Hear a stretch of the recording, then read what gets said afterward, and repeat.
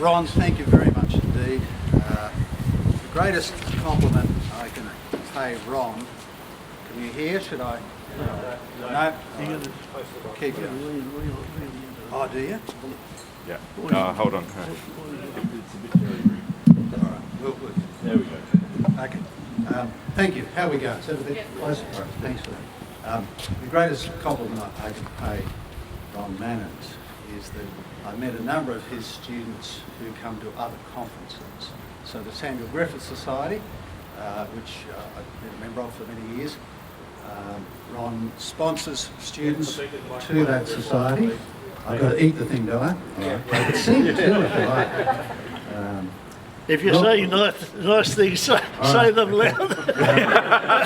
Ron sponsors a number of students to a number of other similar organisations. Now, the reason I mention that is because I think at university, at Monash, I was talking to a student earlier, way back in 1970, I was a good leftist and fully misunderstood the world through that prism.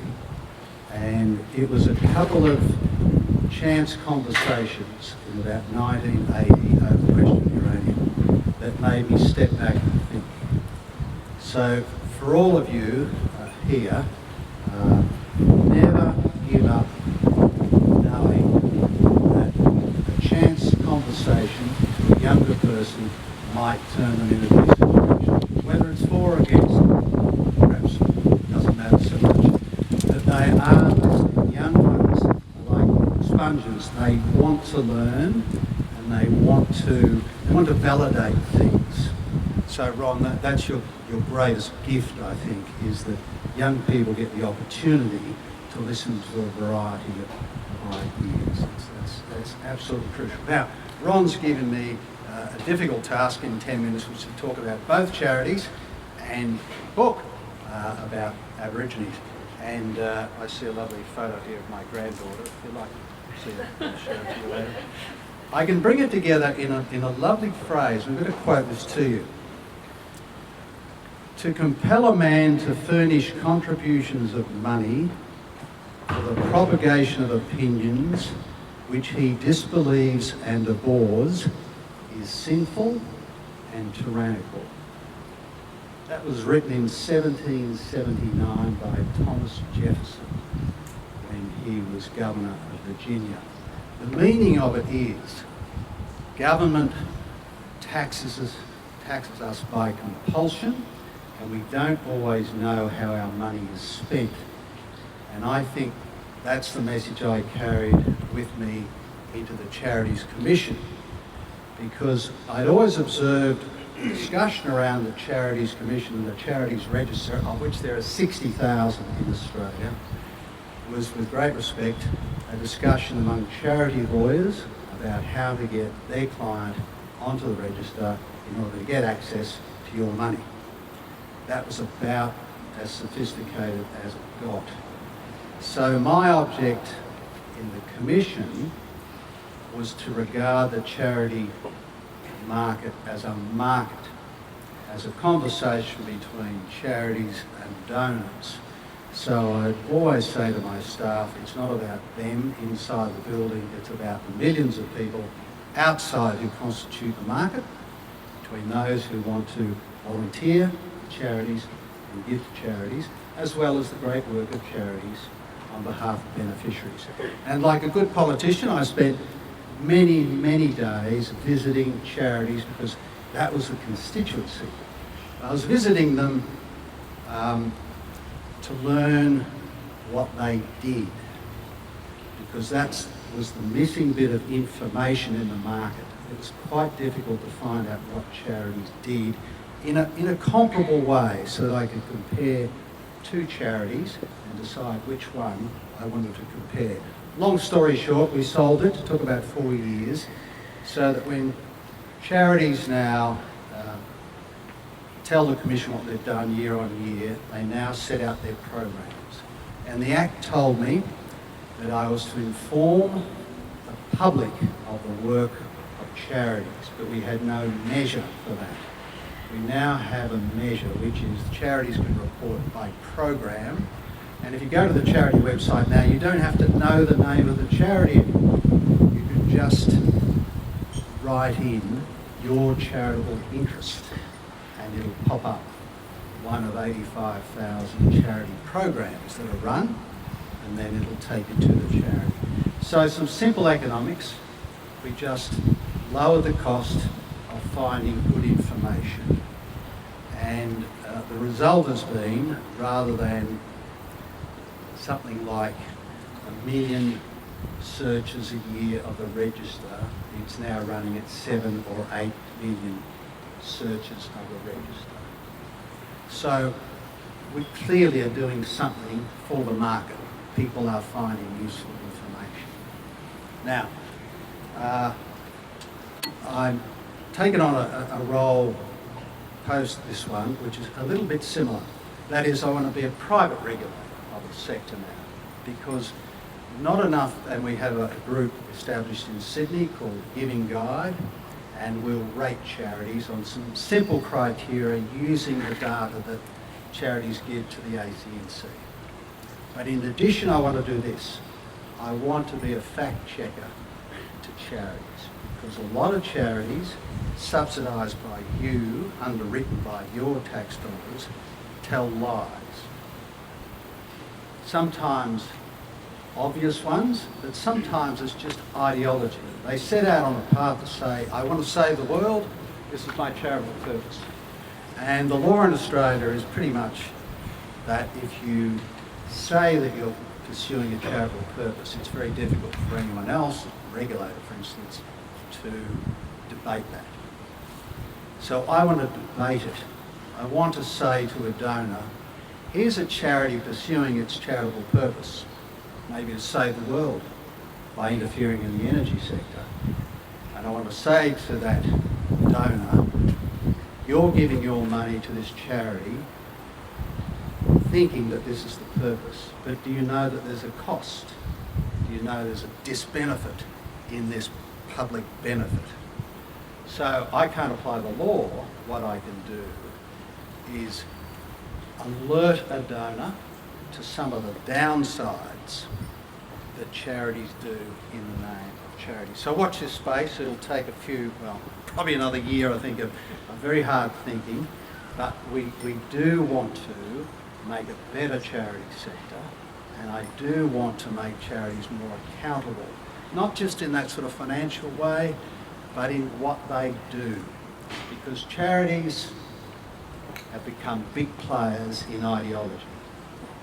And we didn't expect that a number of decades ago. We just thought they were doing direct good work. What I'm finding is they're doing less direct work and more ideological work, some of which is raising funds to train kids, to lobby politicians, to tax you, to do stuff that charities think is good. I really don't like that. But that was the topic of an earlier book called The Charity Board. So we'll work on that. The other thing that I've been working on is something that I've been at for 30 years, which is the Aboriginal industry, which is a $30 billion a year industry paid for by you. And it's gone terribly wrong. And I can sum it up very quickly. Nearly 20% of Aboriginal men go to jail, and they tend to stay there. But 80% of Aboriginal men have never gone to jail and are doing about as well as all other Australian men. The stats for the women are not as clear because there are fewer numbers who go to jail. So clearly it wasn't that the white man invaded that created the problems, because 80% are doing okay. So the problem we have is one of adjustment to circumstances. And those who are doing most poorly are those who are living an Aboriginal culture, or as near as it still exists, mainly in remote communities. You know, in the West, and we in Queensland know this better than Southerners and Easterners, that the industry relies on those people still living in remote and regional centres, living on land titles that are practically useless, and playing out elements of their culture where disputes are settled by violence, where family relations are governed by payback and immense obligations, and a lack of knowledge of science as a cause, or rather medical problems caused by disease rather than sorcery. All of this, you know, as Western Australians, the ignorance in Aboriginal societies is apparent, and it's killing children. I hear nothing from East Coast Aboriginal leaders about their own culture and the behaviour of their own men. Nothing. All I hear about is berating non-Aboriginal people for being here. And as I have said at some places in Sydney, looking out over the Sydney Harbour, words to the effect of, if this was an invasion, it was a bloody good one. Because we have built a wonderful liberal society which would never have been built but for a civilisation arriving here. Overtaking people who were our forebears. We all were hunter-gatherers, but we moved on. And yet the intellectual elite in the East and here as well are saying to Aboriginal people, you should stay there. None of this should have happened to you. As if world history could be wiped out. And that's what angers me. I'll give you a couple of statistics. The Aboriginal families are falling apart, especially in remotes, so that 95% of ex-nuptial births in Aboriginal, 95% of births among Aboriginal women are ex-nuptial, including traditional marriages. It's 35% for the rest of the country. In 4% of cases in Australia, father unknown. Only in 4% of cases. For Aboriginal women in the Northern Territory, father unknown is 50%. So this is the sort of society that we're encouraging, we're literally paying for this, so that children are having children. And then you pay generation after generation after generation, knowing this is wrong, and be berated by the very Aboriginal leaders who found a pathway out of that society. They learned to read and write and speak English. So I'll finish up on this point. I'll be helping others to run the no case on Voice, and our message will be simple.